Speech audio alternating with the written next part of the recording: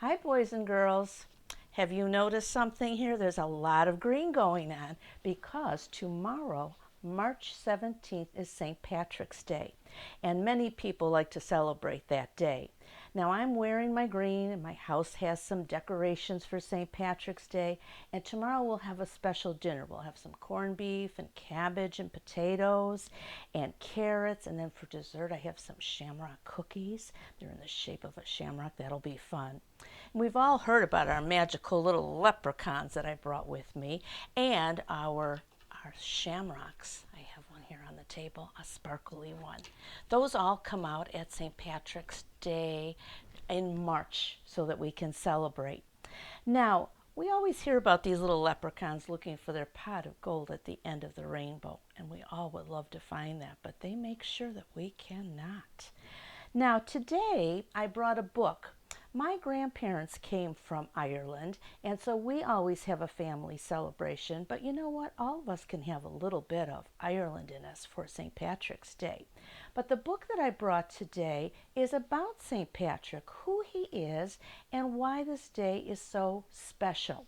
So I thought maybe we would learn some facts about it. This is called St. Patrick's Day, and it's by Gail Gibbons. She writes a lot of books with different facts in that are good for children to learn about.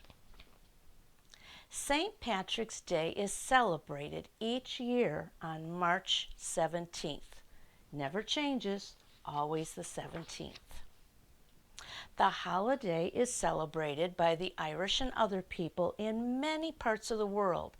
They honor St. Patrick, the patron saint of Ireland. There he is. And here's Ireland, very close to Britain and France, and the Irish Sea is right there.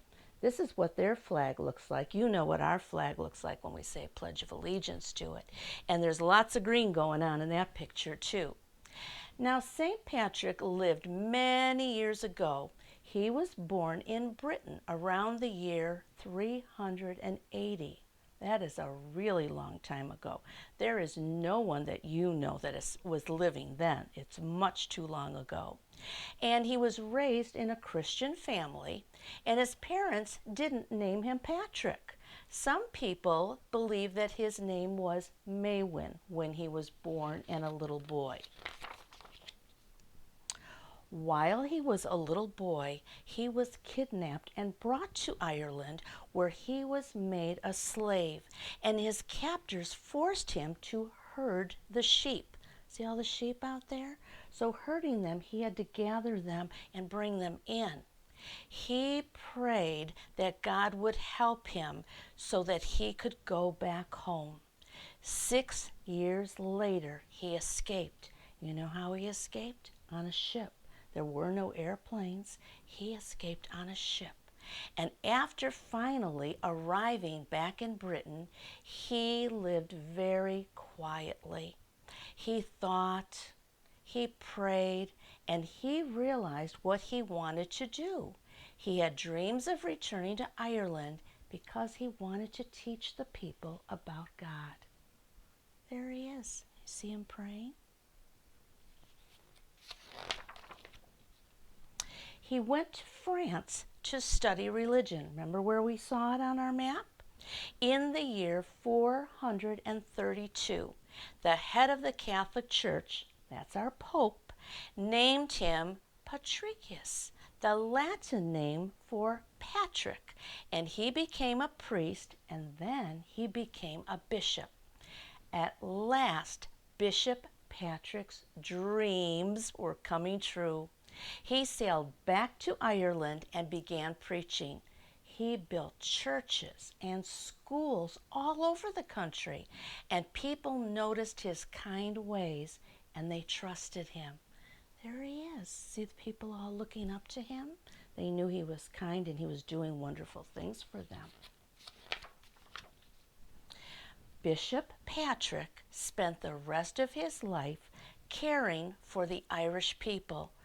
They loved this kind man. People honor Patrick on March 17th because that's the day he died in the year 461. Later, the Catholic Church made him a saint, Saint Patrick. That's a very, very special honor. And look at, he's getting blessed. That was when he passed away. People must have been very sad because they knew how kind he was. Today, many things are done to celebrate this holiday. People go to church to give thanks to St. Patrick for his work in Ireland. People have fun too. They dress in green to honor the ancient Irish custom. And hundreds of years ago, the people in Ireland burned branches with green leaves during the month of March and spread the ashes in the fields. They thought that would make it very fertile and green. And to wear green is to honor Ireland, the Emerald Isle. Emerald is a color of green. Decorations are put on doors and windows. Shamrocks appear everywhere. The shamrock is a plant that has 3 leaves and looks like clover. You see, it always has 3, just like that. It's the symbol of St. Patrick as well as the country of Ireland. Leprechauns are remembered on St. Patrick's Day too. Long ago, some Irish folk believed that those little magic creatures could do magic, and it was thought if you caught a leprechaun, you could make him lead you to a pot of gold. Oh my goodness, leprechauns come from the old Irish word lookerpan, meaning a wee one, tiny, wee. And people believed that they were about only as big as your thumb. That's really tiny, isn't it? There is the shillelagh too. In Ireland many years ago, there was an old oak forest called shillelagh, and the Irish liked to own a little sprig of it, a short oak club made from the forest, and sometimes people would decorate them with their green ribbons. The harp is one of the oldest musical instruments and has been popular with the Irish people since early times. It serves as another St. Patrick's Day decoration. Harps play a very, very soft music. You might have seen it in a movie. On St. Patrick's Day, some people may give cards to their families and friends, and people make cakes and cookies and goodies to share with others. That looks like a fun time, doesn't it?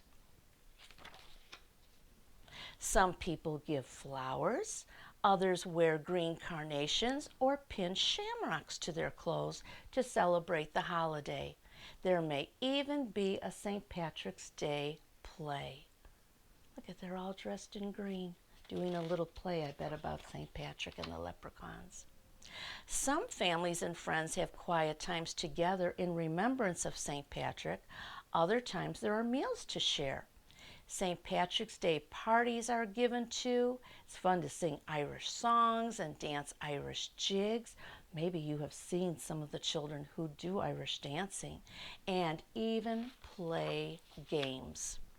In many places, there are St. Patrick's Day parades. Flags flutter in the wind, and pipers and fiddlers play Irish tunes.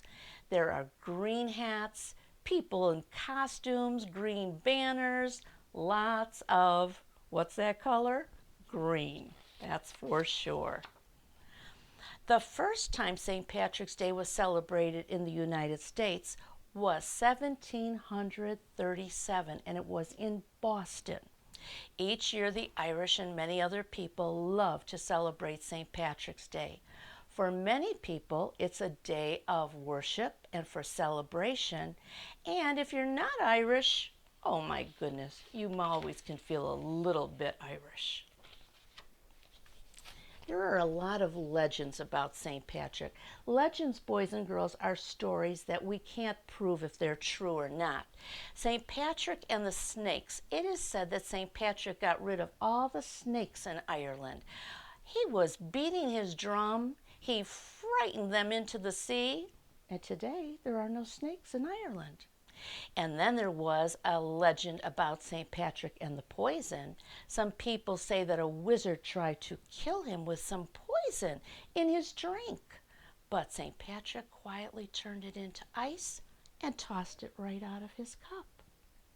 Another legend is someone got to wear his cloak and there happened to be a fire in their house, and because they were wearing his cloak, they weren't even hurt.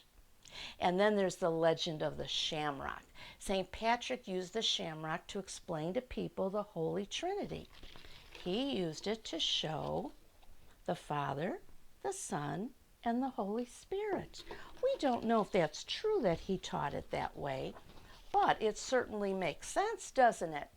Growing at his feet were shamrocks all the time, and he used that plant with the 3 leaves. Another legend is about fish. Each year on March 17th, fish rise from the sea. They pass before St. Patrick's altar in Ireland, and then they disappear into the sea again. And our last legend is about the sunset. It is said that the sun didn't set when St. Patrick died until 12 days and nights later. Now remember, these are legends. We don't know if they're true, but we always like to think about things that could have been, don't we? So I wish all of you a very happy St. Patrick's Day. I hope maybe tomorrow you'll wear a little bit of green and think about St. Patrick, and maybe share some of the story that we just learned about with your family and friends. Erin go Bragh, that means that we are very fond of Ireland and St. Patrick. Bye now, boys and girls.